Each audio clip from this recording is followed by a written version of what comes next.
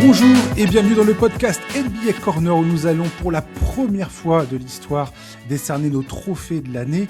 Pour m'accompagner, c'est Charles que je reçois tout de suite. Bonjour Charlie. Salut Josh, salut à tous. Charlie, c'est une grande première, c'est un peu nos Oscars à nous, c'est un peu nos Césars. Je t'ai proposé de décerner les trophées de la saison NBA Corner. Alors ça ne sera pas le MVP, ça ne sera pas le MIP, ce ne sera pas le Rookie de l'année, ça sera par les moments forts de la saison. Vous allez découvrir tous les différentes catégories prévues pour l'occasion. Charlie, j'aimerais vite fait faire un petit mot pour tous les auditeurs qui nous écoutent, les remercier encore une fois pour la saison passée, parce qu'on arrive à la fin de la régulière. Voilà, donc merci pour leur fidélité. On a encore été nombreux cette saison à partager cette passion pour la NBA et pour le basket. Donc c'est vraiment cool que vous soyez tous à nous écouter. Franchement, même pour les mailbags, pour la participation qui est la vôtre, pour les échanges qu'on peut avoir sur les réseaux sociaux, parfois par message et ainsi de suite, c'est toujours hyper agréable. Et Charlie et moi, on lit à chaque fois vos messages et ça nous va droit au cœur. Charlie, je sais pas si tu veux dire quelque chose par rapport à ça. Non, bah t'as tout dit. Effectivement, c'est toujours. Moi, ça m'impressionne toujours de voir les retours et de voir le fait que, bah, effectivement, après toutes ces années, il y a toujours des gens qui nous écoutent malgré parfois les bêtises qu'on dit. Et c'est toujours hyper sympa d'avoir des retours. Et merci beaucoup pour ça. Ouais, ça va faire 8 ans qu'on fait cette histoire, tu te rends compte? C'est dingue, hein. Ouais. On a commencé en avril 2019 précisément. C'était la première fois qu'on faisait le podcast. On s'est lancé pour les playoffs de 2019, le fameux run des Raptors. Ouais, on a pas mal choisi l'année, hein. Ouais, c'était pas mal. Ouais. Après, on a eu le Covid aussi. C'était drôle ça. On a bien rigolé. Ouais, On s'est lancé au bon moment, on va dire. Oui, c'est ça. Il se passait des choses à ce moment-là. Par ailleurs, petite précision aussi pour les auditeurs, c'est les playoffs qui vont commencer, bien évidemment, avec le play-in pour commencer. Donc, dans un souci de préparation et pour être au plus proche de tout ce qui va se passer, et surtout pour qu'on ait les affiches dont on va pouvoir parler, avec Charlie, on vous propose de se retrouver mardi en fin de journée pour le prochain épisode, que nous, on va enregistrer soit lundi dans la soirée tard, soit mardi dans la journée. On verra bien comment on peut se caler, toi et moi. Mais ça, on va sortir ce numéro à ce moment-là. Donc là, on parlera du play-in et des affiches qu'on connaît déjà dans chaque conférence. Donc c'est les 3-6 et les 4-5. Ouais. C'est ça, Charlie? Ouais, tout à fait, ouais. Et le samedi, on vous fera le reste. Donc avec les équipes du play-in, les équipes qualifiées du play-in, on sortira donc le samedi exceptionnellement, et non pas le vendredi, ni le matin, ni dans la journée, mais le samedi dans la journée. Voilà, le temps pour nous d'enregistrer cet épisode où là, on fera donc les 8 autres affiches, les 1, 8, 2, 7 de chaque conférence en fonction des résultats du play-in. Donc voilà ce que vous allez découvrir la semaine prochaine avec un agenda un peu bouleversé, mais parce que ce sont les playoffs, ce sont les previews à faire et c'est à ces moments-là qu'on aura les affiches. Charlie, on va commencer tout de suite. J'ai même pas compté le nombre de catégories qu'on a. On en a 1, 2, 3, 4, 5, 6, 7, 8 catégories au total. La première que je propose de faire, c'est de décider, toi et moi, du match le plus mortel de la saison. Les nominés sont le Spurs Nuggets du 4 avril dernier, le Rockets Thunder du 21 octobre, c'était le lancement de la saison, le Warriors Spurs du 14 novembre ou le Nuggets Wolves du 25 décembre. Charlie, j'écoute ton choix personnel. Écoute, au début, moi, je m'étais dit que le choix allait être simple, hein. Je pensais vraiment partir sur le Spurs Nuggets d'il y a quelques jours, là, du 4 avril. Le match était fou.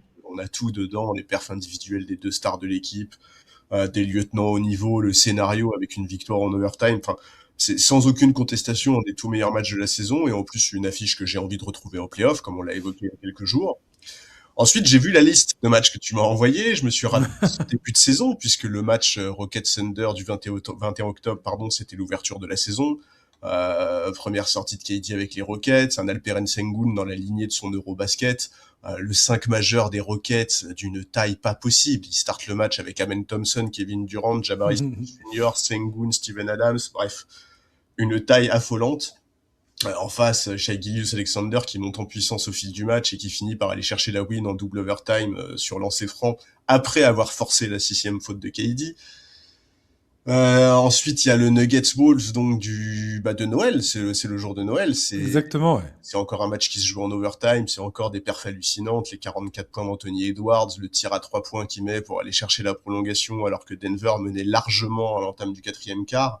D'ailleurs, cette remontée de mémoire, elle se fait notamment grâce à un très gros Rudy Gobert dans le dernier quart-temps avec une superbe présence défensive. Malheureusement, Gobert se fait sortir en prolongation, je crois, de mémoire, et puis Jokic nous sort un match, mais qui est absolument phénoménal. 56 points, 16 rebonds, 15 passes. Jamal Murray, lui aussi, est dans un très bon soir. Il est extrêmement important en prolongation. Mais malgré tout ça, je pense que je vais choisir le Warriors Spurs du 14 novembre, parce que Steph Curry, en fait. J'adore Jokic, hein, c'est le joueur que je préfère voir jouer depuis quelques saisons. C'est mon choix, Charlie. Bah ouais. C'est mon choix aussi. Franchement, en fait, Steph, quand il prend feu, il y a un côté, je sais pas comment l'expliquer, c'est hors du temps, c'est peut-être de la nostalgie, c'est peut-être aussi le côté je veux en profiter, parce que je sais que des perfs comme celle-là, on va plus en avoir beaucoup d'ici la fin de sa carrière. Et dans ce match-là, on a tout, il monte progressivement en régime, dans le 3e quart-temps, il commence sérieusement à prendre feu, il met plus de la moitié des points de son équipe. Et surtout, ce qui est fou sur ce match, c'est, à chaque fois que Steph Curry sort pour souffler sur le banc, les Spurs remettent un écart. C'est ce match-là, il symbolise à quel point la moindre ambition de Golden State passe par Stephen Curry, et ce malgré la présence de Butler, ce malgré la présence de Draymond Green, qui fait par ailleurs un bon match en défense. Et la fin grosse tension avec Victor Wembanyama, c'était. Bah ouais. La tension était palpable entre lui et Victor c'était un peu un test aussi, cette équipe de vétérans des Warriors. Avec Jimmy Butler, enfin bref. Ouais, et puis il y a Stephen Castle en défense sur Steph Curry, donc ouais, c'est... Enfin voilà, le match est vraiment trop bien, les Warriors finissent par l'emporter, je crois que c'est Fox qui a une dernière tentative pour revenir. Et qui fait faute sur Curry, en fait, qui offre les lancers francs de la victoire. Ouais, et à donc Steph Curry. Ce match-là, c'est du Steph Curry vintage, dans la perf, dans l'attitude aussi, franchement, l'attitude qu'il a sur ce match-là, tu sens qu'il veut le gagner à tout prix. Donc ouais, moi c'est le match que j'ai choisi et franchement, je l'avais pas oublié ce match-là, mais c'est pas le premier qui m'est venu à l'esprit. Et puis quand je me suis remémoré les différentes affiches que t'as envoyées, je suis parti sur celui-là. Ce match était vraiment était assez extraordinaire. 31 points de Stephen Curry dans la deuxième mi-temps. Ouais. Et c'est ça, Steph Curry, effectivement. C'est un joueur qui, quand il prendra sa retraite, on va perdre ce truc-là auquel il nous a habitués. C'est les coups de chaud de Steph Curry et les Warriors qui ont malgré tout, ça fait maintenant 15 ans que cette équipe... Oui, 15 ans, ouais, c'est ça à peu près. Non, enfin une bonne grosse dizaine d'années, une bonne décennie, ouais, c'est ça, une bonne décennie, un peu plus. Ouais, plus, ouais. Ouais, si tu comptes 2013, on va dire, voilà, on est sur 13 années de basket où, voilà, Steph Curry, c'est quelque chose, c'est une expérience particulière, un coup de chaud de Steph Curry avec le maillot de Golden State sur les épaules. Et là, face à Victor Wembanyama et les Spurs, ça avait une saveur particulière, surtout qu'on était à ce moment-là encore en début de saison. Les Spurs, on savait pas trop où est-ce qu'ils allaient. C'était dans le cadre de la NBA Cup d'ailleurs, donc où les Spurs vont se hisser jusqu'en finale, au final de cette espèce de tournoi de début de saison. Et donc j'aime bien en fait toute la symbolique de ce moment. Un autre match bonus de tout ce qu'on a pu citer dans cette catégorie, j'ai mis également le Spurs Mavericks du 22 octobre. Alors c'était pas un match en soi à propre, enfin c'était 125-92 pour San Antonio, victoire très très large, mais c'est ce match, c'est le premier match de la saison de Victor Wembanyama, 40 points, 15 rebonds, et quand tu regardes ça avec le recul, c'est ce qui annonçait la saison complètement folle qu'allait nous pondre et Victor et les Spurs. Et je sais pas si il suffit de se replonger un petit peu à ce moment-là où on a commencé à avoir Wemby faire des moves un peu crazy, prendre des tirs, on se dit attends, mais il se passe quoi là, il va être capable de tenir ce rythme toute la saison ou quoi. Et je sais pas si tu te souviens, mais toi et moi, on en avait parlé, on avait eu des questions des auditeurs là-dessus. Est-ce que vous pensez que Victor et les Spurs, ça peut continuer comme ça? Est-ce qu'on n'est pas un peu trop enthousiaste? Est-ce on voit pas trop grand, trop vite, tout de suite? Et non, non, non, non, non. Et ce match, pour moi, il garde une saveur particulière parce que je dirais pas que c'est le c'est le moment où MB a frappé à la porte de la NBA en disant, les gars, va falloir compter sur moi définitivement à partir d'aujourd'hui, mais un peu quand même, quoi.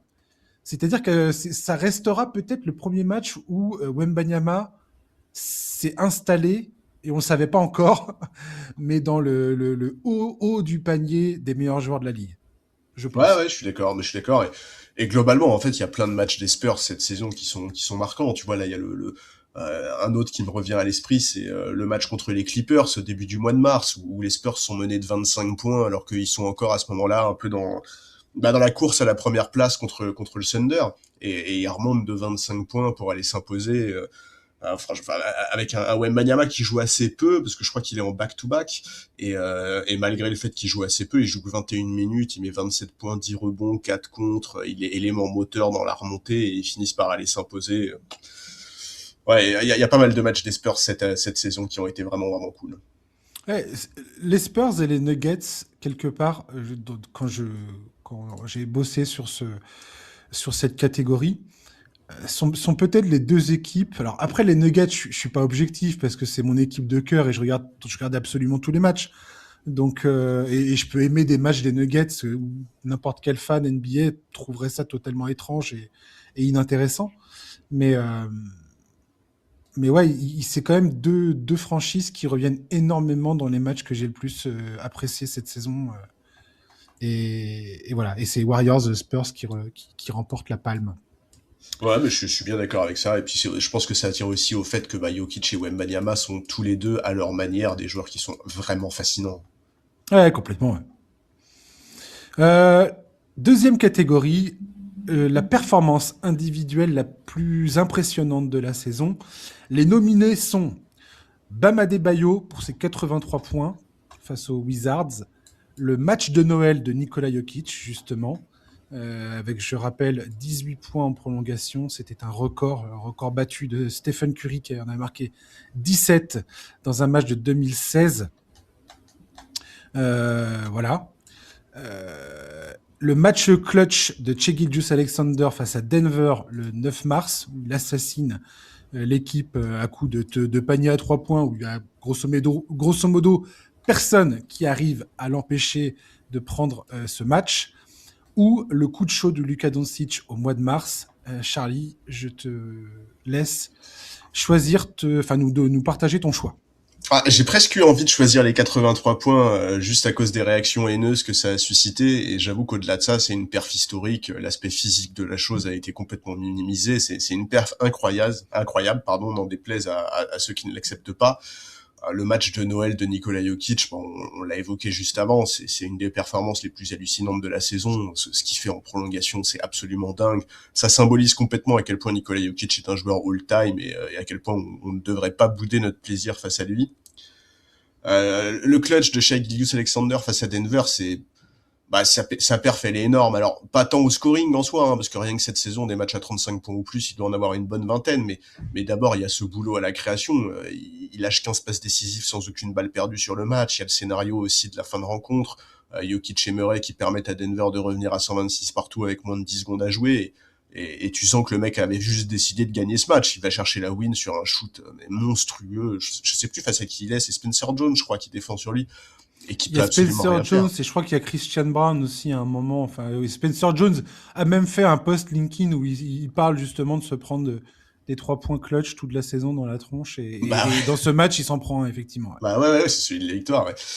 Et écoute, moi, je trouve que le mois de mars de Luka Doncic, c'est de la folie furieuse, en fait. Sur le mois, il tourne à 37,5 points, 8 rebonds, 7,4 passes de moyenne, et encore, si on enlève les 3 premiers matchs du mois, où finalement, il est en petite forme, seulement 28, 27 et 27 points, pour lui, et par rapport à ce qui va suivre, c'est peanuts, mais si on prend les stats entre le 5 mars et le 31 mars, le mec tourne à 40 points de moyenne. C'est une performance digne des Jordan, des Kobe. C'est une performance digne des plus grands scoreurs de l'histoire de la ligue. Moi, c'est ça mon choix, parce que c'est une performance qui va au-delà d'un simple match, c'est une perf sur un mois quasiment complet, et je trouve ça fou de régularité. C'est ton choix aussi? Exact. Bah ouais, mais en C'est même temps... n'importe quoi. Mais attends, mais je t'ai partagé mon document Word ou quoi? C'est pas Non, non, possible. même pas, non. T'as une caméra branchée sur mon ordi en fait. Ah, tout à fait. Tu vois tout ce que je fais. Je t'ai piraté. Non, mais franchement, c'est Non, mais dingue. c'est ça, Enfin, ouais. ça fait combien de temps qu'on n'avait pas vu un tel mois d'un joueur? Non, ça faisait longtemps. Et c'est le 10e joueur de l'histoire à planter 60 points au minimum dans un mois. Il rejoint alors, la liste des autres joueurs à avoir réalisé une telle perf. C'est Karim Abdul-Jabbar, Rick Barry, Walt Bellamy, Elgin Baylor, Will Chamberlain, James Harden, Michael Jordan, Oscar Robertson et Jerry West. Que des légendes. Euh, et effectivement, ça fait un bail qu'on n'a pas vu ça. Et je pense que le plus fort dans cette histoire, c'est que ça correspond aussi au fait que ça a permis aux Lakers de remonter au classement, d'aller atteindre cette troisième place, Ça, malheureusement. ça a même changé le narratif, tu vois, sur leur Ah, mais chance en playoff. complètement, complètement. Et, euh, et ça a permis enfin de... C'est ce que j'aime bien avec des joueurs comme Luka Doncic et d'autres, enfin Jokic aussi, il a ça, c'est que pour le coup, ce sont deux joueurs, tous les deux là, qui sont souvent pris à partie par rapport à leur rendement défensif, ou ce qu'on considère comme étant une défense haut de gamme. Mais je dis pas, hein, le Jokic a eu des très très mauvais moments cette saison et on en a parlé dans le podcast. Luka Doncic tout autant, mais ils sont capables d'éclairs de génie. Et là, cette période de Luka Doncic, c'est un moment où il rappelle à tout le monde à quel point c'est un joueur absolument hors norme, hors catégorie, générationnel, où c'est un talent. C'est pour ça que on est là à hurler au scandale quand il est transféré de Dallas, parce que c'est un joueur qui est capable de faire ce genre de performance. Et j'ai vu Ouais. des fans, des fans indiquer que Luka Doncic, dans son seul mois de mars, a marqué plus de points qu'Anthony Davis pour tout le temps qu'il est passé aux Mavericks. Et ça m'a fait rire, tu vois. Parce que j'ai trouvé l'ironie et le petit tacle extrêmement, extrêmement vicieux et drôle. Mais voilà. Et Doncic, c'est un joueur absolument exceptionnel. Non, Parce et puis en qu'il est plus, capable de perf comme ça. C'est fou. non, mais en plus, c'est dans une période qui est difficile pour lui sur le plan personnel. On sait qu'à ce moment-là, vraiment, dans sa vie perso, il a des soucis. Mm.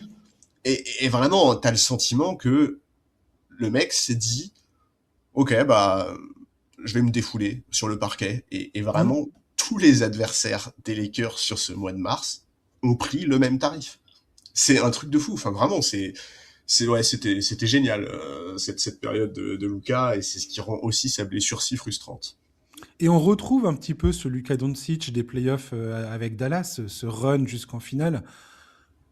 On retrouve cette espèce de côté où tu as l'impression qu'il n'y a rien que tu puisses faire pour l'empêcher de remporter un match, quoi. Ouais, ouais, non, Et t'as c'est exactement surtout ça. pas envie que le match soit serré parce que ce type est tellement clutch et cette capacité qu'il a aussi à non seulement être capable de faire des performances individuelles, mais toujours en portant malgré tout le collectif. Je veux dire, c'est quand même, enfin, c'est ce qu'on demande aux meilleurs joueurs de la ligue.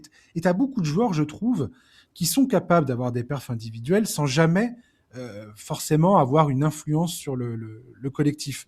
Et Doncic, il a les deux et à un niveau tellement dingue. Il est tellement fou dans sa façon de individuellement porter un collectif.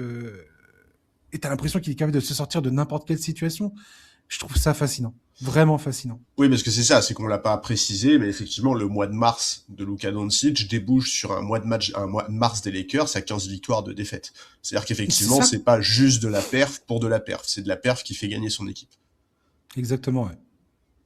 Et LeBron James qui tout d'un coup accepte de jouer le rôle de connecteur, de jouer le rôle d'huile dans les rouages. Ça peut sembler con de dire ça, mais je pense qu'il n'y a pas beaucoup de joueurs qui sont capables d'imposer comme Oui. ça un respect naturel à LeBron James, quoi. Et Et, effectivement, je et, pense que et sans tout ses à son perfs, honneur, LeBron James, parce que quand tu écoutes tous les commentaires qu'il a fait pendant cette période, il était, il était le premier à dire non mais là, faut laisser ce jeune homme, faut laisser ce jeune homme tranquille, faut le laisser faire ce qu'il est en train de faire, c'est très bien.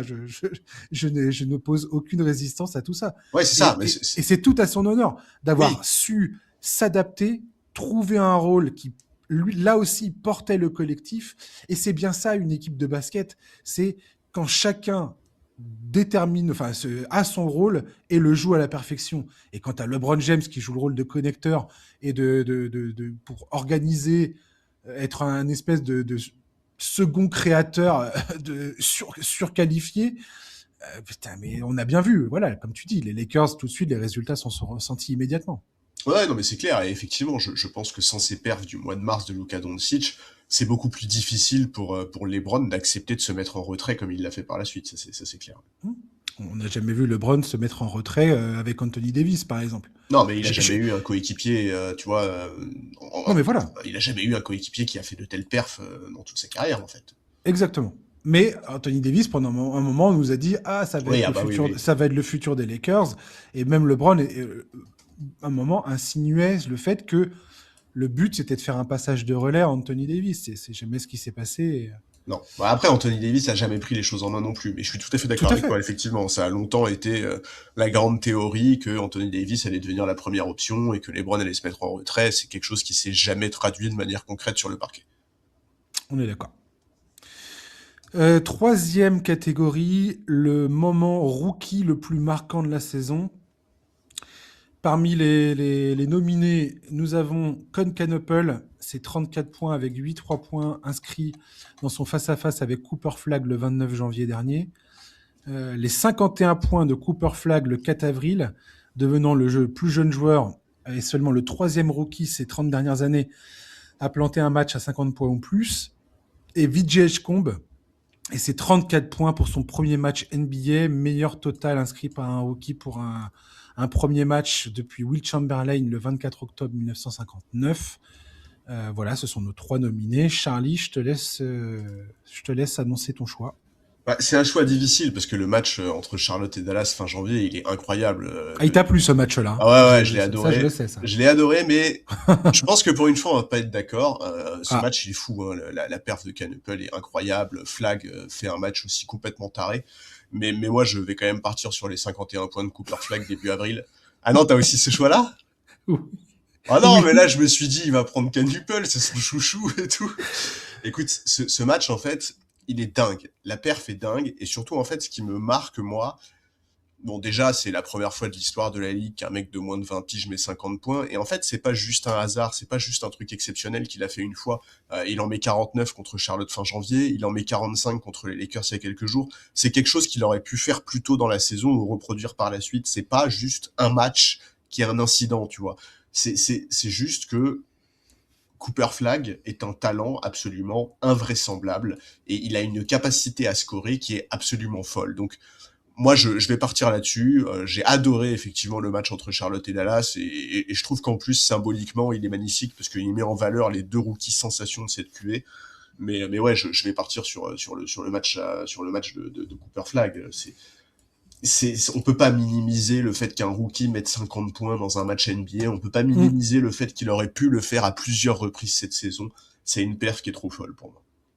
Ah, c'est mon choix également.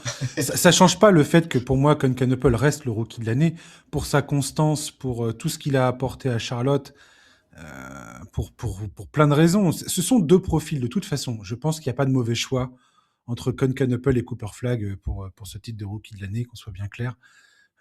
C'est deux joueurs qui ont un profil très différent. C'est deux joueurs qui ont des performances historiques. Ce que j'apprécie beaucoup chez Concanopel, c'est sa constance et le fait qu'il ait un rôle majeur dans une équipe qui est en train de faire une fin de saison absolument incroyable. On aura potentiellement l'occasion d'en reparler tout à l'heure. Mais voilà, mais Cooper Flag qui plante 51 points, et comme tu l'as dit, dans dans un contexte où il était sur un coup de chaud, lui aussi absolument extraordinaire. Je tiens à rappeler que les deux autres rookies à avoir planté 50 points ces 30 dernières années, c'est Allen Iverson, 50 points pile poil en 1997 avec les Sixers, et Brandon Jennings, 55 points en 2009 avec les Bucks.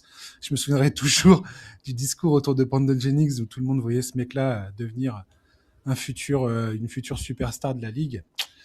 Ça s'est pas passé comme ça. Ah bah, quand tu regardes la liste des 5 plus jeunes à avoir mis 50 points ou plus, tu te demandes effectivement, tu te dis Brandon Jennings, mais ouais, what the fuck, parce que sinon t'as Cooper Flag, LeBron, t'as Booker, il y a Wembanyama, et au milieu de tout ça, t'as Brandon Jennings. Mais oui, non, c'est fou, et on en a quasiment pas parlé, mais le premier match de la saison de VJ Edgecombe est absolument magnifique aussi. Genre, en plus, la manière avec laquelle il met ses points, il met un dunk de fou furieux sur je sais plus qui, enfin, il fait tout sur ce match, et vraiment, quand on commence la saison avec un match pareil d'un rookie, tu te dis waouh, mais qu'est-ce que c'est que cette classe de draft, et finalement, ce qui est fou, c'est que malgré ça, aujourd'hui, VJ Edgecombe n'est même plus dans la discussion pour le rookie de l'année, tellement Canuple et Cooper Flag sont au-dessus du lot. Complètement. C'est une classe de draft, franchement, qui, je pense, on n'a pas fini d'en parler. Ouais. Dans les prochaines années, il y a vraiment des joueurs. Moi, où je suis épaté, c'est l'intelligence de ces joueurs, l'humilité de ces joueurs, la maturité de ces joueurs, effectivement. La perte d'Edgecombe, en plus, elle arrive face aux Celtics, donc c'est pas sur le parquet de Boston. Donc c'est pas contre n'importe quel dans un match vraiment tendu et serré en plus. Exactement. Et à ce moment-là, c'est vrai qu'on se dit tous, c'est quoi ce mec? C'est qui ce type qui est en train de faire une perf pareille? Et c'est surtout que ça va lancer la saison de Philadelphie. Je crois qu'il commence la saison sur une série de 5 victoires pour une seule défaite, un truc comme ça. Et personne s'attendait à un départ canon comme ça de la part des Sixers, parce qu'il y avait tellement de problèmes longs comme le bras. C'était une liste de courses, les problèmes qu'ils devaient affronter les Sixers à ce moment-là. T'as une sacrée mémoire, parce qu'effectivement, c'est bien ça, ouais. 5 victoires, 1 défaite. Donc c'est... Edgecombe, voilà. Après, il est retombé dans un truc un peu plus classique. Normal, ouais. Voilà. Là, ces derniers temps, il re-signe des vraies bonnes perfs. Fin mars, il a eu des vrais bons matchs. Il a eu une sortie à 38 points face aux Kings, 35 points face à OKC. Alors, OKC, ils se sont fait marcher dessus, ils perdent de 20 points, mais franchement, c'est un gars qui a du talent. Ouais. J'ai vraiment hâte de voir ce qu'il va devenir, ce joueur. Mais côté impressionnant, effectivement, je pense que les 51 points de Cooper Flag, c'est un peu le moment où ce gars-là nous a répondu à toutes les attentes qu'il y avait en lui, tu vois. La démonstration qu'il nous a faite sur le terrain, les manières dont il est capable de scorer, l'intelligence de jeu qu'il a déjà, ce jeune homme, c'est fou. Ouais, puis vraiment, je te dis, en fait, c'est pas un accident, quoi. Parce que les 45 points contre les Lakers, ça survient 2-3 jours après, je crois, un truc comme ça. Et en plus, cette fois-ci, c'est dans une victoire face aux Lakers, alors que les 51 points, c'est dans une défaite. Donc ouais, dans Cooper Flag. Tout à fait. Phénoménal. Ouais, complètement, ouais. Franchement, la bataille de rookie de l'année, elle est magnifique, quoi. Mais globalement, je trouve que cette année, les trophées individuels, c'est une baston hallucinante. C'est clair.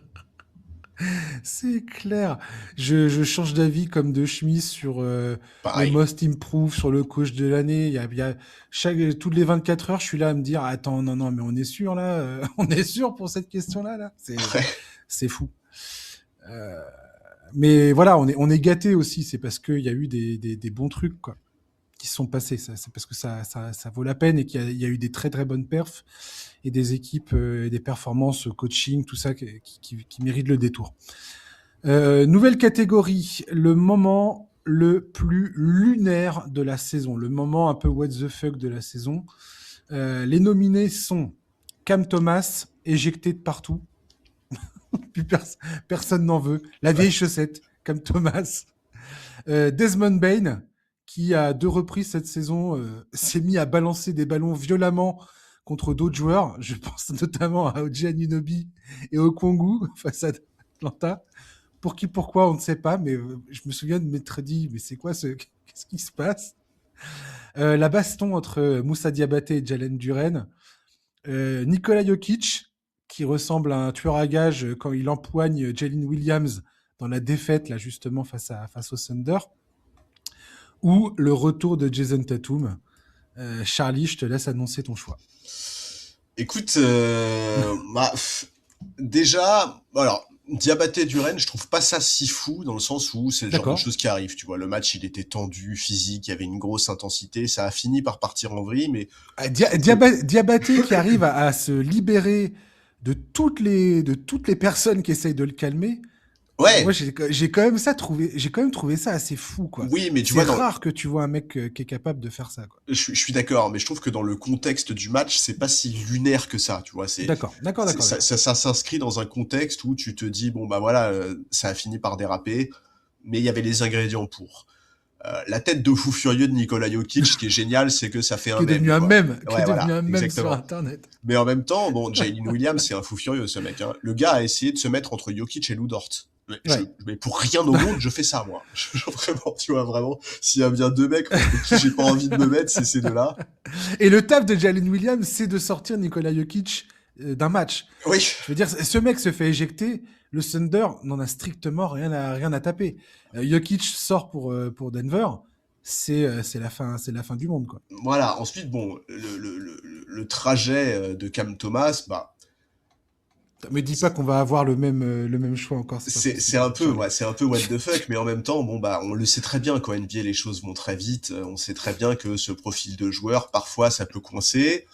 Moi, je vais te dire le retour de Jason Tatum, parce que pour moi, dans la liste, c'est le seul truc qui peut bouleverser toute l'issue de la saison. Donc, c'est le seul truc qui a une conséquence possiblement extrêmement importante. Ça peut avoir un impact sur l'identité du champion, tu vois, carrément. C'est vrai. Donc pour moi, c'est ça. Puis totalement inattendu. Enfin, je veux dire, ça pour le coup, c'est vraiment... Aujourd'hui, on minimise le truc. Enfin, ça nous paraît normal et c'est acté et il est de retour et maintenant on parle de son retour. Ça reste complètement fou qu'il soit de retour sur le terrain après ce qu'il a vécu comme blessure. C'est absolument dingue. Là, il y a eu le match face aux Knicks. Ils ont fait tout un segment à la télévision où ils parlent de la sensation bizarre que ça lui fait de retourner sur le parquet du Madison Square Garden après cette blessure-là. C'est dingue qu'il joue maintenant, là. C'est fou. Bref, pardon, excuse-moi. Non, mais t'as tout à fait raison. Et en plus, ça s'inscrit dans un contexte où, Boston est beaucoup plus fort sans lui que ce qu'on pouvait croire. Donc, son retour, en plus, renforce le narratif autour de « Attends, Boston, personne les a vus venir, mais ça se trouve, ils vont rouler sur l'Est et tout. » Maintenant, mon choix, c'est Jason Tatum. Mais honnêtement, le moment Desmond Bane. Mais ça n'a aucun sens. Mais c'est mon choix. Je veux dire, personne ne comprend pourquoi il fait ça sur le coup. D'ailleurs, même Anunoby, quand il se relève, tu comprends, tu vois sa tête et tu vois qu'il est en mode, mais qu'est-ce que tu fais, gros? Qu'est-ce que c'est que ça? Mais je crois que c'est ça le plus drôle, en fait. C'est que OG Anunoby, plutôt que de se relever, tu sais, et de chercher la castagne, de se dire, il est même pas énervé. Mec, je vais te mettre une droite, qu'est-ce que tu fais? T'es complètement con. Non, le mec, il se relève et il le regarde et il dit, pourquoi tu fais ça? Et même après le match, il dit mais qu'est-ce qui lui est arrivé, tu vois? Parce que au moins sur Okongwu, il y a lutte entre les deux. Il fait une grosse faute et dans la foulée, il y a ce geste. Alors c'est tout aussi débile, mais au moins il fait partie de l'action. Il est au contact du joueur, il veut l'empêcher de marquer. Là sur Anunoby, c'est même pas lui qui défend. Il sert à rien sur l'action. Le mec, il arrive une fois que la faute est sifflée pour venir lui balancer la balle dans la tronche. Ça n'a aucun sens, c'est vraiment. Desmond Bane, il a les fils qui se touchent de temps en temps. C'est un truc de fou. Mais c'était ce moment, je me souviens que je l'ai vu sans savoir ce qui allait se passer. Tu vois, enfin le match, je le regardais en replay, mais en mode furtif, tu vois, en mode discret, tout ça. Je connaissais pas le résultat, je connaissais pas l'histoire. Tôt le matin. Et quand j'ai vu ça, je me souviens que j'ai explosé de rire. Je me suis dit, mais tu m'étonnes. C'est absolument incroyable. J'ai rarement vu une réaction qui ne fait absolument aucun sens. Et que OG Anunoby soit pareil en train de dire, mais attends, mais tu sais qu'il aille le voir pour lui dire, mais explique-moi, qu'est-ce qui t'arrive? Mais oui, mais c'est ça. Passe, quoi. Parce que un problème. Encore, tu vois, il serait dans l'action, tu vois, il ferait partie du contact. C'est lui qui ferait faute. À la limite, je me dis bon il a eu une poussée d'adrénaline, tu vois. voilà, et il a les fils qui se sont touchés quelques secondes, ça peut arriver, tu vois, c'est un niveau d'intensité physique qui est fou, tu vois. Et là, vraiment, il arrive après, le gars, il arrive après, et il lui balance le ballon, et vraiment, mais tu sens qu'autour, tu sais, tout le monde regarde ça et se dit, mais pourquoi? Grave. Vraiment, ce moment est vrai. Et pour le coup, ce moment est peut-être le plus lunaire, mais je reste quand même sur Tatum à cause des conséquences à long terme. Ah bah, c'est bien, pour une fois, enfin, on est arrivé à la moitié des catégories pour ne pas avoir le même choix, quoi. Putain, il était temps. Nouvelle catégorie. Les discussions les plus pénibles de la saison, les sujets de discussion les plus pénibles de la saison. Les nominés sont le tanking, Giannis Antetokounmpo et les Bucks, le All-Star Game ou la règle des 65 matchs. Charlie, ton choix. Écoute, je pense que je vais dire Giannis et les Bucks, parce que le All-Star Game et le tanking, c'est des sujets qui sont anciens en NBA, ça fait partie de la ligue, ça fait longtemps qu'on sait que c'est des systèmes qui sont imparfaits, que la ligue pense à faire évoluer les choses. Alors oui, je trouve que certaines années, le tanking va trop loin. Oui, quand je vois certaines line-up sur cette fin de saison, je me demande parfois si je suis vraiment devant un match NBA ou si c'est de la G-League, mais c'est comme ça fait partie des spécificités de la ligue, on l'accepte ou pas, mais ça fait partie du truc, quoi. Giannis, je trouve que c'est particulièrement pénible parce que je trouve qu'il est vraiment en train de faire du mal à son héritage à Milwaukee et ça me peine d'abord parce que Giannis, moi de base, c'est un joueur que j'aime beaucoup et là je trouve qu'il gère très très mal la situation. Ensuite parce que mon côté romantique aurait voulu soit qu'il fasse toute sa carrière là-bas, soit que la fin se passe bien. Et c'est pas du tout parti pour être le cas. Et en plus, je trouve qu'il y a un côté incroyablement hypocrite de sa part. Et en fait, c'est ça qui fait que pour moi, c'est ce qui rend le truc le plus pénible, c'est que il assume même pas. Il est vraiment son petit jeu à base de mais je ne maîtrise pas ce que mon agent dit, je ne maîtrise pas ce que mon agent fait. Arrête de nous prendre pour des cons, c'est ton agent, il travaille pour toi. Si tu veux qu'il arrête de faire ça, t'as juste à lui dire d'arrêter, il arrêtera. C'est insupportable, ça dure depuis beaucoup trop longtemps et surtout c'est parti pour continuer à durer. Donc mon choix c'est Giannis et les Bucks. Et puis là, on a encore les histoires de blessures. Ah, Ah mais moi, je ouais, veux jouer. Ah, mais ah et mais les je voulais Bucks qui aller au disent. Knicks, ah mais les Bucks sont je crois, c'est Voilà. insupportable, Non, mais c'est insupportable. ça n'arrête jamais. On va se cogner cette histoire pendant toute l'intersaison, là. Pendant la période des transferts, ça va être insupportable. C'est marrant parce que j'ai entendu enfin, dans un épisode récent d'un podcast, je crois que c'était l'épisode de Zach Lowe, où, où tu as son invité qui compare un peu Giannis Antetokounmpo à Dwight Howard, quand Dwight Howard est transféré du Magic aux Lakers.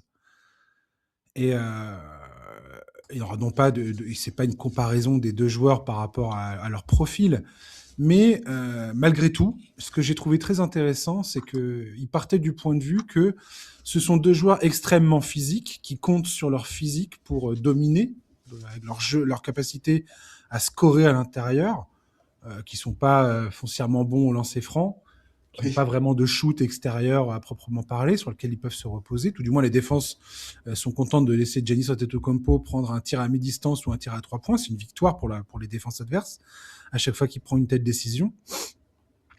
Et surtout, chiffre à l'appui, il démontrait que Dwight Howard, au moment où il est transféré aux Lakers, et ça on ne le sait pas encore, mais il a atteint son pic physique et que les joueurs de ce profil-là, qui ont tendance à jouer beaucoup à l'intérieur, beaucoup sur leur domination physique, passé 31-32 ans, ça chute et ça chute assez rapidement après cet âge-là, quand ton jeu repose sur ces capacités-là. Et je trouve ça hyper intéressant parce que je me demande vraiment quelle équipe va aller sacrifier ses assets, potentiellement ses jeunes talents, pour aller récupérer Giannis Antetokounmpo en se disant c'est exactement le joueur qu'il nous faut. Je commence à... Alors, je ne le range pas dans la catégorie Anthony Davis, loin de là, pas du tout. Mais je me dis qu'il y a quand même une part de risque non négligeable, surtout si tu n'es pas une équipe de vétérans qui cherche à gagner immédiatement, quoi. Et je vois pas quel autre... Pour moi, il n'y a pas d'autre type d'équipe qui devrait s'intéresser à Antetokounmpo. C'est vraiment, tu fais venir Giannis parce que tu penses que c'est l'ultime joueur qui te fera passer la barrière, quoi. Mais tu penses pas que sa situation contractuelle fait que les packages vont pas être si importants que ça en réalité? Potentiellement, ouais. Tu as tout à fait raison. Mais pour moi, il y a quand même un. Enfin, j'ai hâte de voir quel type d'offres vont être faites et quelles équipes vont se positionner sur le truc. Et je pense qu'il va y avoir des équipes qui potentiellement vont réagir par désespoir, quelque part. Ouais, bien sûr, bah, je suis complètement Et d'accord. c'est un moteur de décision en NBA, beaucoup, souvent même. Et mais ce que je veux dire par là, ce que j'essaye de dire, c'est que il y a potentiellement pour moi un scénario où Giannis est transféré dans une équipe.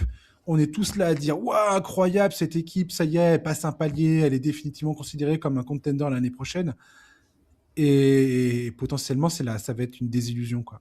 Mais tu sais que vraiment, pour moi, les Knicks, là, s'ils sortent en demi-finale de conf, Mhm. mais ils ont tout du Grave, candidat idéal pour se faire pigeonner. Enfin, pigeonner, oui et grave. non, parce que c'est Giannis, tu vois. Tu peux pas dire que tu te fais pigeonner, mais si Mais tu c'est ça donnes qui est trop, horrible. si tu Mhm. donnes trop, oulala, attention. C'est ça qui est horrible avec un mec comme Giannis, c'est que si tu regardes un peu l'historique de ses blessures, à quel point ça arrive toujours au pire moment depuis quelques années maintenant qu'il est aux Bucks, Ouais, bah ouais, ouais. enfin depuis leur quête du titre en 2021, quoi. C'est un peu tout le temps, quoi. Il y a toujours quelque chose qui se passe. Euh, et Ouais, mais c'est souvent t'auras lui toujours qui des est. franchises qui vont se dire, nous, on le gérera mieux physiquement, tu vois. Bien Tu vois, sûr, c'est tout à au fait ça. Knicks, les mecs, ils se diront, mais nous, on n'a aucun problème à faire souffler Giannis en fin de saison parce que on a Brunson. Enfin, tu vois, on a du monde, en fait, pour faire le taf, même si lui, il est sur le banc. Donc, aucun problème sur le fait de lui faire jouer moins de minutes, de mieux le gérer et de faire en sorte de le faire arriver en pleine forme en playoff. Hmm. Parce que là, il commence à avoir quand même une accumulation de blessures au niveau des jambes et tout ça, et au niveau des tendons musculaires et tout.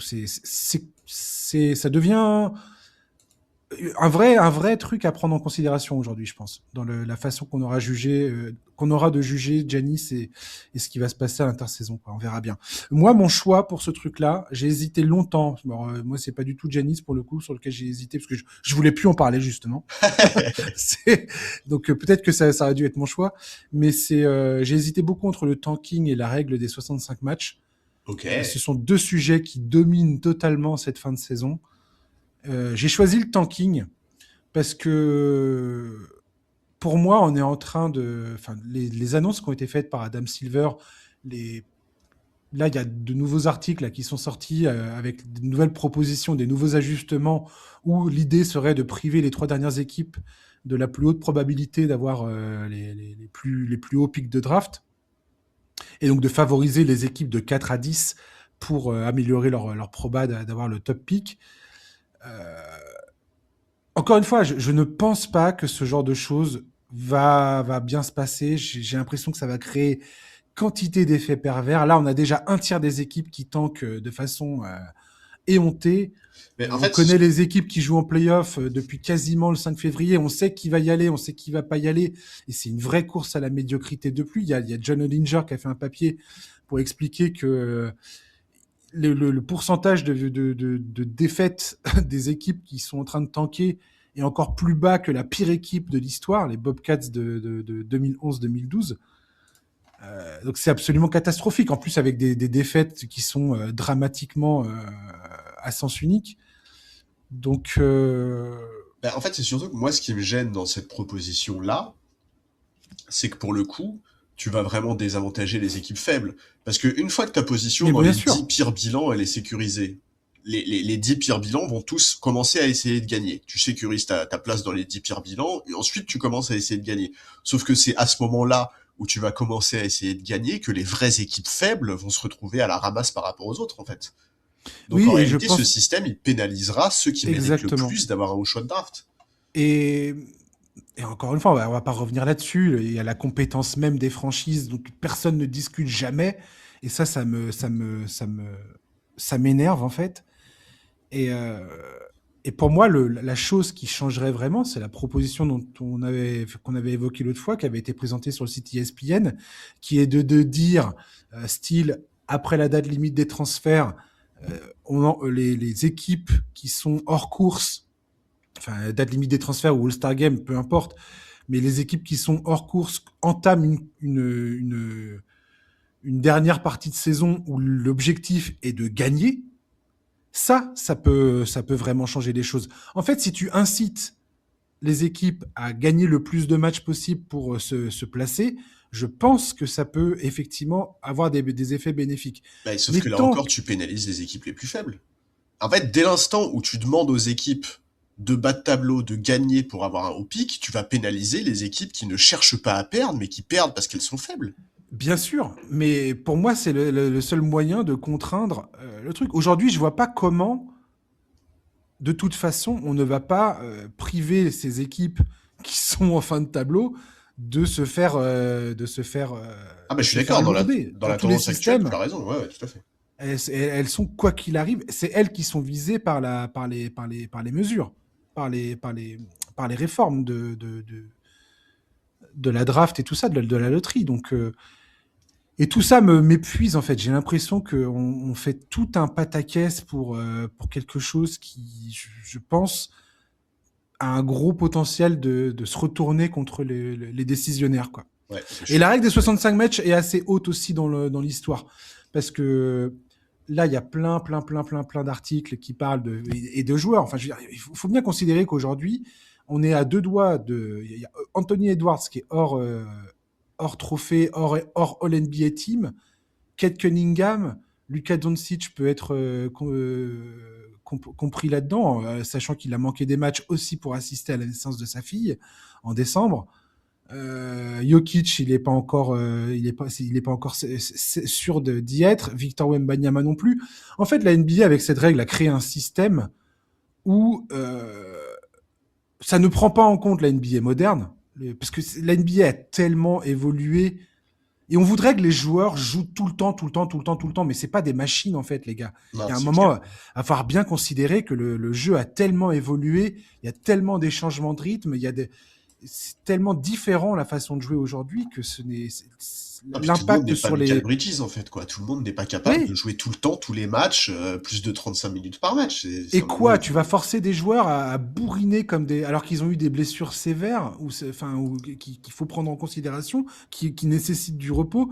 Tu vas leur demander de bourriner comme des imbéciles la saison régulière, avec le risque de manquer les playoffs, alors que les playoffs c'est ce qu'on attend tous.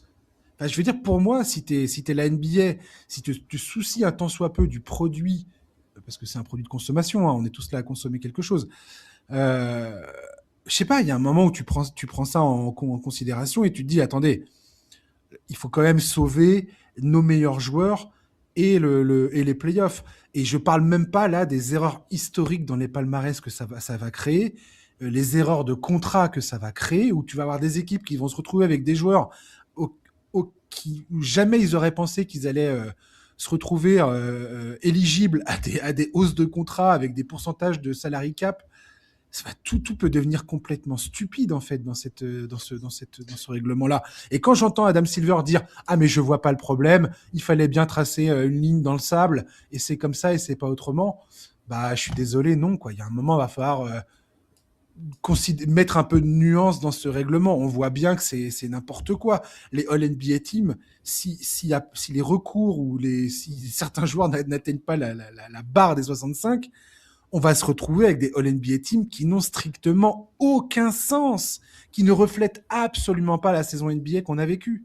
Ah, mais du coup, C'est moi, c'est justement, dommage. je trouve que la discussion sur les 65 matchs, elle est pas pénible, elle est indispensable, en fait. Il faut absolument l'avoir, cette discussion.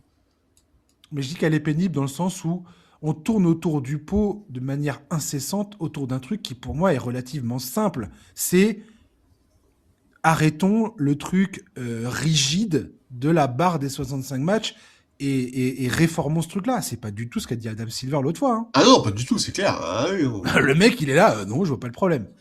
ouais. Ok. Bah, Bah c'est ouais, ça, ouais, oui, parce qu'effectivement, toi, tu vois ça sous le prisme sportif, et d'un point de vue sportif, rien n'est au-dessus des playoffs. Lui, il voit ça sous le prisme des droits télé, et Mais c'est les ça. diffuseurs payent aussi pour la saison régulière, quoi. De toute façon, cette histoire de règle des 65 matchs et de load management et ainsi de suite a aussi été, c'est ce que disent beaucoup de journalistes américains, était une mesure indispensable dans la négociation avec les nouveaux contrats avec les médias, Ouais. qui, je le rappelle, est à plus de 76 milliards de dollars. Donc oui, c'est qui paye, voilà. Ouais, c'est ça. Donc en fait, ouais, cette discussion, elle risque de se C'est poursuivre Kiki sur qui les donne le saisons chèque à prochaines. la fin. Bon, bah, ok, on va faire des trucs. Mais du coup, effectivement, la discussion va se prolonger sur les saisons prochaines, hein, ça c'est une certitude. Bah là, il y a l'association, enfin, le syndicat des joueurs qui demande à ce que ça soit révisé. Et je te dis, moi, après, le truc que je trouve stupide, c'est voilà, les palmarès. Alors, on peut trouver ça nul, les palmarès, mais mine de rien, il y a un moment, ça a un peu son importance. T'imagines Bah, ça fait si partie du décorum de la ligue, surtout. voilà, C'est puis quelque si chose dans qui est 10 ans, important. enfin, dans 10 ans, tu n'auras plus le contexte, mais tu verras dans des All-NBA Teams des joueurs qui ne, qui n'ont, qui- si tu te penches sur la saison en question, tu te diras, mais attends, mais un mec qui tournait en triple-double n'est pas dans une All-NBA Team parce qu'il a joué 63 matchs. Ouais. Bah ouais. Et c'est Howard Beck qui a fait un article sur The Ringer et qui explique que déjà à l'époque, avant que cette règle soit établie, dans les remises de trophées et tout ça, la capacité d'un joueur à jouer des matchs était prise en considération par les votants. Et qu'aujourd'hui, on a complètement supprimé cet aspect de leur jugement avec cette règle arbitraire. Et voilà, et aujourd'hui, potentiellement, bah, tu votes pour une All-NBA team, t'as pas Kate Cunningham, t'as pas Victor, aujourd'hui, t'as pas Victor Wembanyama, faut encore qu'il passe la barre, t'as pas Jokic, faut encore qu'il passe la barre, Chegidus Alexander l'a passé il y a très récemment, Doncic, il va peut-être y avoir un appel, manifestement, de la part de son agent, mais c'est pas du tout, là, il y avait aucune certitude qu'il passe la barre aussi. Anthony Edwards ne sera pas éligible. Je crois que le gars il est troisième meilleur marqueur de la ligue. Enfin, c'est quoi cette histoire? Ça n'a pas de sens. Je vois pas comment on peut continuer à regarder ça en se disant que tout va bien, quoi. Je Tout à comprends pas. fait. Bref, ça m'agace. Euh, Nouvelle catégorie. Ah, C'est celle-là. c'est peut-être ma préférée. Ah, je Le comprends. joueur, le joueur considéré comme étant le plus avantagé par les arbitres. Ça, c'est juste pour créer pour piquer les nerfs de certains auditeurs. Ouais, Juste pour dans vous. les candidats, il y en a un, tu l'as vraiment mis pour piquer les nerfs, hein. Alors, le joueur considéré comme le plus avantagé par les arbitres. Les nominés sont Shai Gilgeous-Alexander, le roi du rafi et de la gesticulation, du raffut, pardon, et de la gesticulation. Joel Embiid, alias je lance mes bras en l'air au moindre contact. Et Luka Doncic, alias je joue aux Lakers, donc j'ai le droit. Ah, Elle est pour toi celle-là, Charlie. non Elle est mais pour toi celle-là. ouais, oui, oui, non, mais Et je c'est vrai. comprends. Mais Hein. surtout qu'en Ouais. plus, des trois mecs qu'on a cités, là, c'est Doncic hein, qui prend le plus de lancers francs par match. Oui. C'est même pas celui que beaucoup vont dire, à Ah savoir chez mais Gilgeous tu Alexander. peux, tu peux le prendre le plus de lancers francs, c'est pas pour autant que. Après, Exactement. il y a lancers francs et lancers francs. Exactement.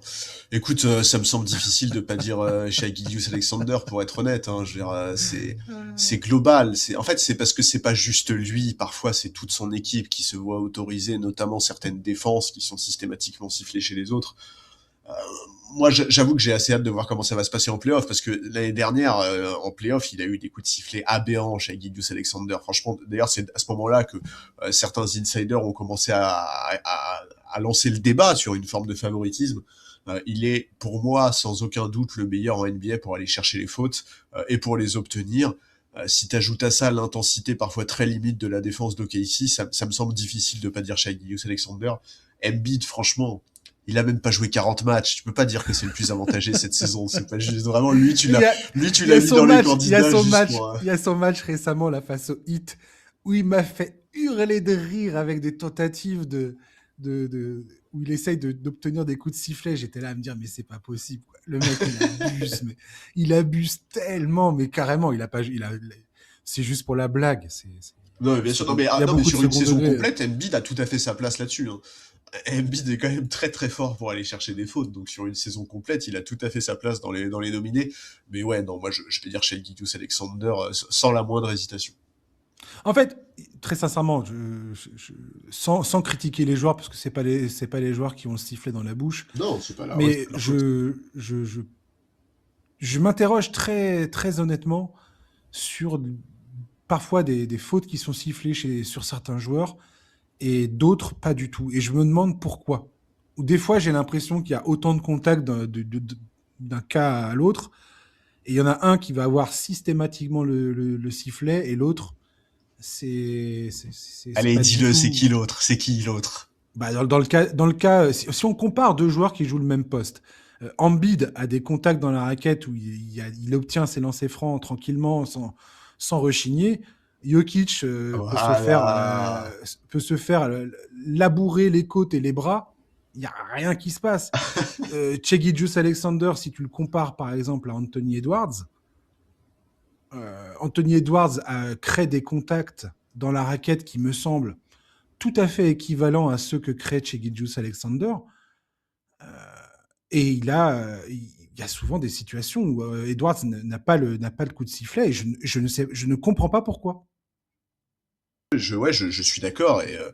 Non, mais je te dis, c'est global avec OKC. Franchement, il y a des situations défensives d'OKC où tu te dis, mais c'est Ouais, dingue que ce j'aimerais soit pas bien, sifflé, en fait. ouais, ouais, j'aimerais bien que la NBA, tu vois, je serais la NBA, je créerais une émission que tu diffuserais sur le League Pass une fois par mois, un truc comme ça, où tu reviendrais sur différentes situations pour expliquer pourquoi du comment certaines situations, où tu vois, tu proposerais aux fans de dire bah tiens voilà expliquez-moi telle action, les Ah, fans ça votent. n'arrivera jamais. Non non bien sûr, mais je pense qu'il devrait y avoir plus de transparence parce que c'est facile après de dire parce que forcément quand t'es fan et tout ça, t'as toujours l'impression que ton joueur soit n'est pas avantagé, soit est complètement victime d'un complot généralisé. Euh, et j'ai bien conscience que quand je ressens ça parfois en regardant les matchs des Nuggets, je suis pas, j'ai un manque d'objectivité parfois qui est évident. C'est juste que je suis un énorme fanboy et que j'ai envie qu'il y ait tous les coups de sifflet pour Jokic. Et je le reconnais tout à fait, il y a pas de souci là-dessus. Mais il y a un moment où si tu essayes de te pencher sérieusement sur le sujet, il y a des fois, je n'arrive vraiment pas à saisir qu'est-ce qui fait que certaines actions méritent un coup de sifflet et d'autres qui me semblent absolument similaires, et ben ce n'est pas le cas. Voilà. Ouais, mais en Je ne fait, cette comprends pas. émission, elle peut pas exister parce qu'elle exposerait trop les arbitres. En fait, cette émission, elle reviendrait à ce que la NBA dise tous les arbitres n'arbitrent pas de la même manière. Ouais. Et ce qui est normal, c'est des êtres humains, les mecs, Ils c'est pas sont du tout des faillibles, bien machines, tu sûr. vois. Mais du coup, C'est en hyper fait, dur d'arbitrer. C'est un des métiers les plus durs ouais, qui mais est du dans coup, en fait, ça le sport exposerait de haut les niveau. mecs dans le sens où, à chaque fois que t'as une Hmm. affiche, le nom des arbitres serait mis en avant et en fait, les supporters seraient déjà dans une espèce d'attente de ah bah avec lui c'est ça qui va se Bah, c'est passer, c'est déjà ça ce qui qui se va se passe. passer. Hein. Oui, mais ce le serait encore plus. Là, c'est ce qui se passe chez les mecs qui suivent vraiment beaucoup la NBA, qui connaissent les noms des arbitres, qui connaissent les arbitres et leurs tendances, leurs habitudes. C'est quand même pas le gros des gens qui regardent la ligue, tu vois. Tu vois, t'as probablement raison. Je le conçois tout à fait. Mais bon, voilà. C'était une catégorie pour le petit clin d'œil, justement. J'aurais pu le mettre dans les débats fatigants aussi. Tu vois. C'est pas faux. L'affaire extrasportive la plus marquante de la saison.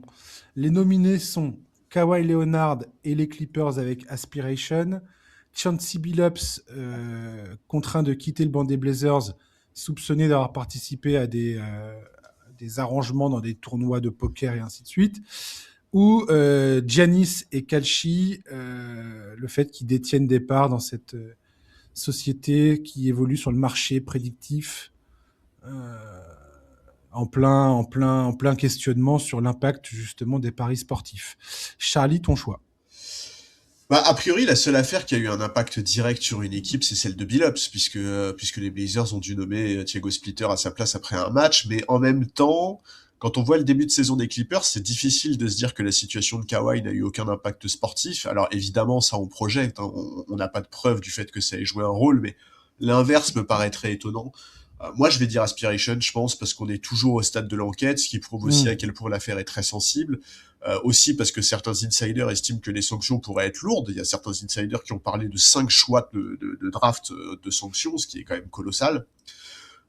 Kalchi et Giannis, en réalité, il n'y a même pas d'affaire. C'est ça qui est triste, c'est que quand il a été interrogé sur le sujet, Adam Silver a minimisé la chose de manière T'as raison, t'as aberrante. raison, t'as raison. Tu vois, il a expliqué que son investissement était très peu important, il a noyé le poisson avec des petites phrases genre « Ah mais tous les paris sont préoccupants ». Et si tous les paris sont préoccupants, peut-être arrête de vendre la ligue à des plateformes de paris, ce serait pas mal. Mais donc ouais, pour moi c'est Aspiration et j'avoue que j'ai vraiment très hâte de voir sur quoi tout ça va déboucher. Je pense que ça débouchera sur rien. Absolument. Je pense que Ballmer est trop riche, Trop trop puissant, ouais. influent, trop puissant pour que la NBA vienne l'embêter. Adam Silver a répété en long, en large et en travers que c'était à la Ligue de prouver qu'il y avait eu une mauvaise intention de la part des Clippers et dans leur relation avec Aspiration. Voilà, alors oui, on a confié ça à un cabinet d'avocats indépendants, mais alors c'est pas le lieu ni le moment de vous parler de ça, mais il y a quand même des histoires. C'est pas du tout, alors là, c'est pas du complotisme du tout, mais voilà, il y a des liens entre certains cabinets d'avocats et la NBA et d'autres personnalités du monde des affaires.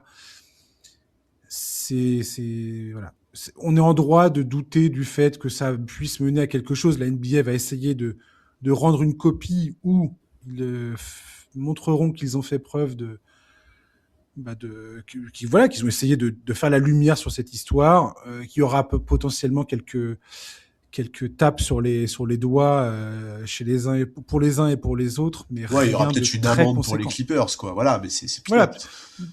Au pire du pire, peut-être des pics, et encore, j'ai un gros doute là-dessus, mais je sais il y a beaucoup de gens qui ont évoqué notamment le fait que le contrat de Kawhi Leonard puisse être révoqué.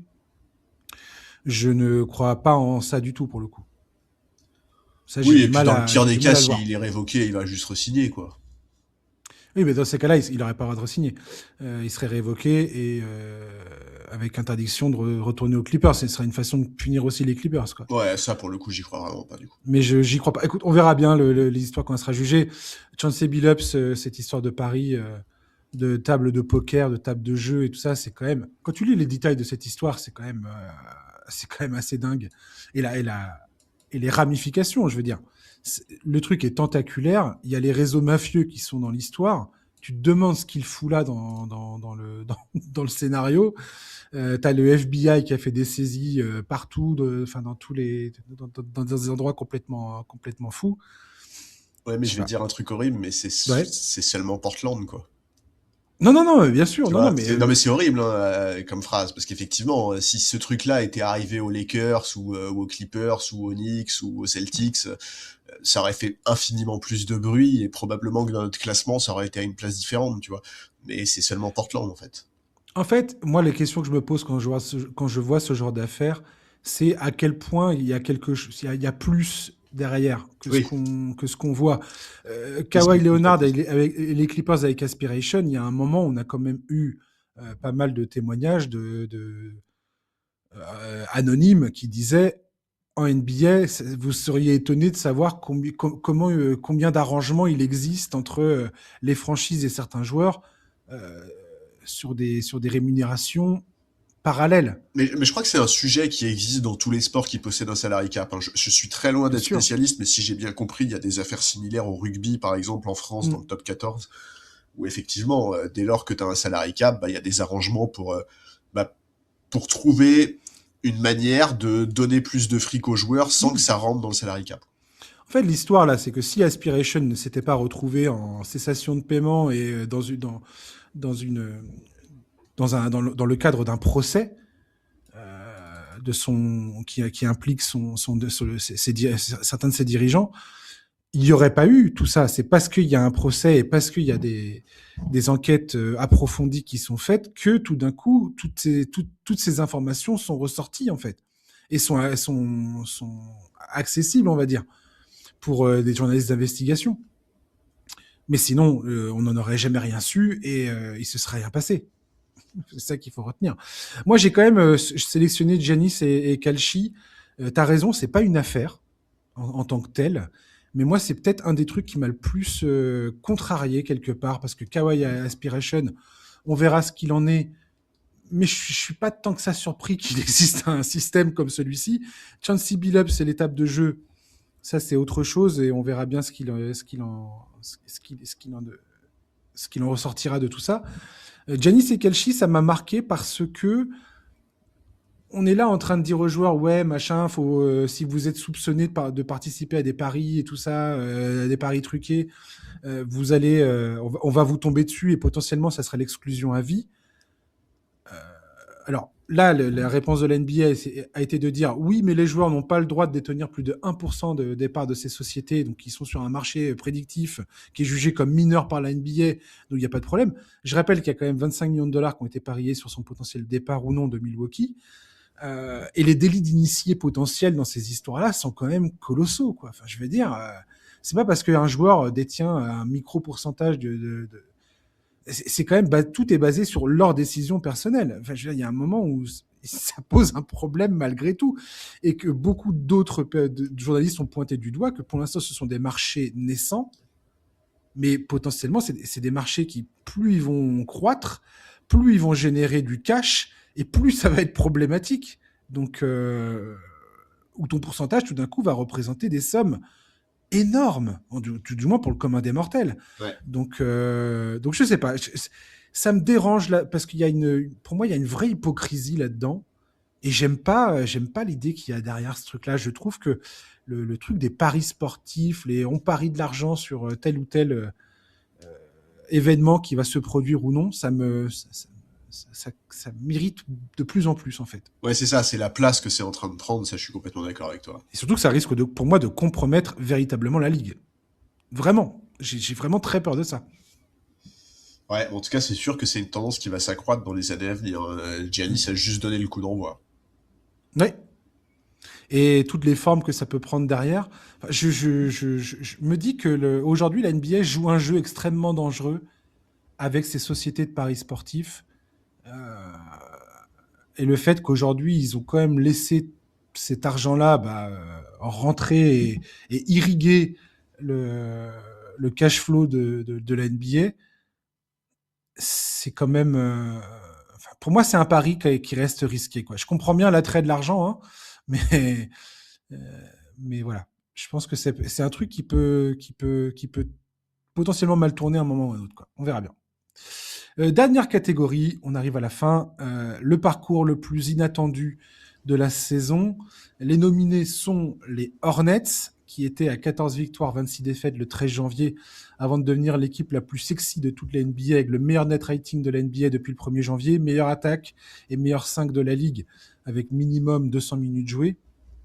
Les Celtics, sur lesquels personne ne comptait en début de saison, et qui sont deuxième à l'Est et qui font figure de favoris, pour remporter cette conférence Est et potentiellement le titre NBA. Les Hawks, qui semblaient encore une fois partis pour s'écrouler à la mi-saison, et le transfert de Trae Young et l'arrivée de TJ McCollum, qui l'eût cru, a finalement relancé leurs ambitions.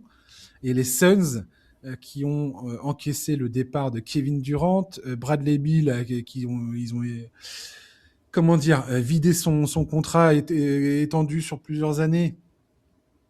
Et pour le faire partir, hein, c'est vas-y, casse-toi, on te paiera, mais tu t'en vas. Et qui vont être au play-in. Charlie, quel est ton choix? Alors déjà, moi je sors les Hawks de l'équation à cause de toi. Ok, d'accord. Parce que tu m'as trop répété l'été Super. dernier que Atlanta, ça allait être bien cette saison, que c'était intéressant comme projet et tout, donc tu m'as fait croire au truc, et donc il y a pas tant le côté inattendu, donc par ta Ok, ok. faute, Atlanta sort de Ok, l'équation. très bien. Oh, et pointe du doigt. Ouais. Ensuite, alors Boston, c'est vrai que beaucoup pensaient que Boston allait vivre une saison très compliquée, mais en même temps, on connaissait quand même le talent des joueurs, Derrick White, Jaylen Brown, on savait que Mazzulla était un des meilleurs coachs de la ligue, on découvre pas ces gens-là, même certains avaient anticipé le fait que Boston serait mieux qu'annoncé par beaucoup d'observateurs, alors, évidemment pas au point d'être deuxième à l'Est, mais beaucoup voyaient trop de talent dans cette équipe pour être dans une vraie saison ratée, et même nous, dans le podcast, quand on avait évoqué la pire possibilité pour Boston, jamais de la vie on voyait cette équipe comme une équipe qui allait tanker, il y avait juste trop de talent. Donc ça va se jouer entre Phoenix et Charlotte pour moi, et je vais dire Charlotte, je pense, parce que leur niveau depuis quelques mois est trop hallucinant en fait. C'est une ça. vraie surprise, c'est une vraie découverte avec Concanapel, c'est une vraie progression inattendue de la Melo Ball, en qui ni toi ni moi ne croyons plus vraiment. Moussa Diabaté qui continue à monter en puissance, Brandon Miller qui continue les perfs très sérieuses, Charlie qui fait un taf mais incroyable. Donc franchement, énorme coup de chapeau à Phoenix. Jamais de la vie j'aurais mis les Suns à cette place-là. Ils sont aux portes du top 6. Franchement, je les voyais plus être aux portes du play-in qu'aux portes du top 6. Mais Charlotte, c'est juste, c'est trop impressionnant ce qu'ils font depuis quelques semaines et j'ai trop hâte de voir cette équipe continuer à progresser et à monter en puissance. Donc Charlotte. Je sais pas à quel point j'ai mal lu les Suns, mais moi je les attendais pas du tout à ce niveau-là. Après Dylan Brooks, je me doutais bien que ça allait bien se passer, mais Jalen Green je crois qu'il était blessé en début de saison. Ouais, bien sûr. Ouais. On savait qu'il allait pas jouer. Je sais pas, c'était quand même très compliqué de voir cette équipe avoir des ambitions, surtout après qu'ils se soient écroulés avec l'effectif qu'ils avaient la saison passée. Donc je voyais pas bien comment ils allaient rebondir après ça. Et ça reste effectivement assez remarquable le fait qu'ils s'en soient sortis. Et surtout, encore une fois, moi, ce qui m'impressionne le plus, c'est en termes de mentalité. Transfiguré par rapport à la saison passée, où la Ouais. saison passée, tu as l'impression que c'était une équipe victime d'elle-même. Ah, c'était un cimetière la saison passée. Voilà, où C'était c'était la soupe à la grimace à chaque match quasiment. ambiance veillée mortuaire. C'est ça, ouais. C'était vraiment très douloureux. Et là, il y a de la vie, quoi. Je pense que si t'es fan des Suns, alors voilà, il n'y a pas d'ambition en playoff, on est tout à fait d'accord. Ouais, mais t'as passé Mais une bonne saison si t'es fan des Suns. exactement. Et t'es fier de ton équipe, en fait. Ouais. Et je pense que quand t'es fan d'une franchise, c'est ce que tu demandes. T'as eu des victoires sympas, t'as eu des perfs qui t'ont fait plaisir, t'as eu des joueurs qui sont sortis du lot à certains moments de la saison. Je veux dire que Colin Gillespie, qui pouvait croire que le mec allait s'imposer comme un meneur titulaire en NBA. Enfin, je veux dire, l'histoire de ce type-là, elle est extraordinaire. Ouais, et puis Jordan Hott qui se révèle comme étant un Voilà. vrai coach NBA. Alors que personne ne savait qui c'était il y a 6 mois de ça. Ouais. Donc, ouais, non, mais franchement, cette équipe des Suns, incroyable. Mais les Hornets, voilà, c'est autre chose. Les Hornets, je sais qu'on vous bassine les oreilles avec les Hornets, et peut-être que certains ont déjà coupé le podcast, mais en disant, ouais, ça va maintenant. Ça va, vous Ah, nous tu nous saoulez as avec les Hornets. saoulés avec tes Tu Hornets. nous saoules avec les Hornets. Ah la vache. Je comprends. Je comprends, vous inquiétez pas, je vous en veux pas. Passez une bonne semaine et je vous dis à la semaine prochaine. Mais pour ceux qui restent, ouais, les Hornets, ça reste. C'est rarissime, un truc comme ça. Franchement, c'est rarissime. J'ai pas à souvenir d'une équipe qui, qui fait un virage aussi brutal en pleine saison et surtout propose un jeu aussi délicieux, quoi. C'est magnifique. À part leur maillot débile, là, leur maillot Cheerios, là. On a l'impression que c'est un bol de céréales. Je déteste ces maillots-là, les maillots miel, couleur miel, barque. Je déteste. J'aimerais bien qu'ils les abandonnent définitivement. Mais sinon, c'est une équipe, voilà, il y a rien à acheter, quoi. Ça joue bien, les commentateurs sont fun, les stars sont fun, leur rookie est extraordinaire. Il y a Moussa Diabaté pour ceux qui veulent un petit français à encourager. Ça coche tellement de cases, les Hornets. Et, et j'ai hâte de voir ce que ça va donner. Enfin, si ça va être play-in. C'est play-in pour l'instant, les Hornets. Oui, c'est Ouais, ils sont largement play-in. 9e Ouais, là, ouais, ouais. quasiment. Ah oui, ils sont sur les talons des Sixers. Et d'ailleurs, c'est marrant parce que Suns et Hornets, qui sont donc les deux grosses surprises de la saison, pourraient tout à fait terminer avec le même bilan en fait. Hein. Là, il y a quoi? Il y a quasiment. Ouais. Ouais, c'est ça, ils sont quasiment sur un bilan similaire. Et très très sincèrement, je ne sais pas si tu as eu l'occasion de voir le Hornets Celtics l'autre fois, mais que ce soit Hornets Celtics ou Hornets Pistons, j'adhère totalement à ces deux confrontations. Je pense que quoi qu'il arrive, un premier tour avec les Hornets face à une de ces deux équipes, ça va être fun. Je pense qu'ils vont. Alors que par exemple à l'Ouest, aujourd'hui, là, si c'est Rockets Lakers en 4-5, eh ben, je trouve ça beaucoup moins sexy le parcours du Thunder où je vais avoir du mal à les voir perdre un match avant potentiellement les finales de conf, quoi. Ouais, écoute, on verra ça au moment des previews, hein, mais c'est sûr que Ah ouais. là, OK, ici, ils sont bien partis pour avoir un parcours pas loin d'être rêvé en fait. Ah mais complètement. Quand tu vois les comptes les fans du Thunder, ils se frottent les mains. Allez voir les Nuggets et les Spurs se friter jusqu'au sang en demi-finale de conf. Toi, tu te dis, bah cool, allez-y les gars. Nous, pendant ce temps-là, on va s'entraîner, quoi. On sera prêt et reposé. Bref, on verra ça. Merci, Charlie. Bah, écoute, merci à toi. C'était toujours, comme toujours, un plaisir. Voilà, j'espère que ça t'a plu, ces petits NBA Corner Awards. Ouais, j'ai bien aimé les catégories et les candidats. Ouais, j'ai essayé de trouver des trucs. Voilà, voilà, c'est cool. Chers auditeurs, merci de nous avoir écoutés. Donc, je le répète pour ceux qui n'ont pas suivi ou qui ont déjà oublié ou qui n'ont pas écouté, pourquoi, je ne sais pas, le début de l'épisode. On revient mardi dans la journée, fin de journée, pour faire le play-in, pour parler du play-in et pour parler des premières affiches qu'on connaîtra, donc les 3-6 et les 4-5 de chaque conférence.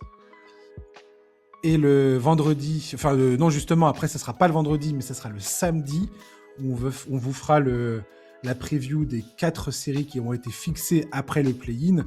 Donc, les confrontations 1-8, premier de conférence, 8e de conférence, et deuxième de conférence, 7e de conférence, à l'Est et à l'Ouest. Voilà, donc ça sera samedi en fin de journée. Voilà, d'ici là, je vous souhaite de passer une excellente journée, une excellente soirée, un excellent week-end. Profitez bien de ces derniers jours de saison régulière. Reposez-vous bien et on vous dit à la semaine prochaine. Ciao, bye bye.